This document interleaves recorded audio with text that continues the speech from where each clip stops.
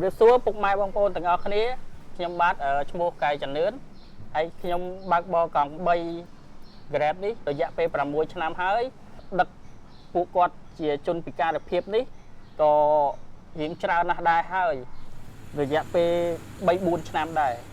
ហើយខ្ញុំកោតសរសើរពួកគាត់ដែលពួកគាត់អាចទៅធ្វើការបានអាច booking បានអ្វីដែលគាត់ចង់ទៅណាទៅណីគាត់អាចចង់ទៅតាមចិត្តរបស់ពួកគាត់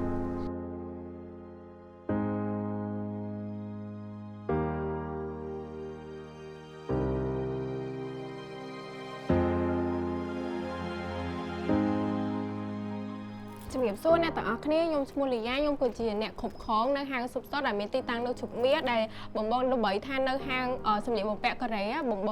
ខ្ញុំស្គាល់អង្គការ KSA នោះដោយសារតែមានម្ចាស់ជំនួយកៅអៅទាំងអស់ហ្នឹងមកពីកូរ៉េដែលគាត់មានបំណងចង់ជួយដល់ជនពិការនិងខ្សោយបញ្ញាហ្នឹងគាត់ក៏បានស្គាល់មិត្តភ័ក្តិរបស់គាត់មួយដែលនៅខ្មែរជនជាតិកូរ៉េដូចគ្នាហើយមិត្តភ័ក្តិជនជាតិកូរ៉េរបស់គាត់ហ្នឹងក៏ស្គាល់ជាមួយនឹងអង្គការគាត់ហ្នឹងហើយក៏គាត់ណែនាំគ្នាតគ្នាចឹងណាបងដល់ពេលមានពួកគាត់ចេះចែកគ្នាម្នាក់លាងបន្ទប់ទឹកម្នាក់ទៀតបោកជូតខាងក្រៅចឹងវាអាចជំនួយយើងបានច្រើនហើយសម្រាប់បងដែលគាត់មានអាជីវកម្មខ្ញុំចង់ឲ្យអ្នកទាំងអស់គ្នាផ្ដល់ឱកាសដល់ពួកគាត់ដោយសារគាត់ក្តីសង្ឃឹមរបស់ពួកគាត់គឺនៅលើយើងទាំងអស់គ្នាហើយបងព្រោះគាត់អត់អាចទៅបើអាជីវកម្មឬមួយធ្វើអីផ្សេងបានទេហើយនឹងមួយទៀតគាត់អត់អាចធ្វើការងារដូចមនុស្សយើងធម្មតាបានដោយរលូនទេគាត់ត្រូវការរៀននិងការអភិវឌ្ឍបន្តិចម្ដង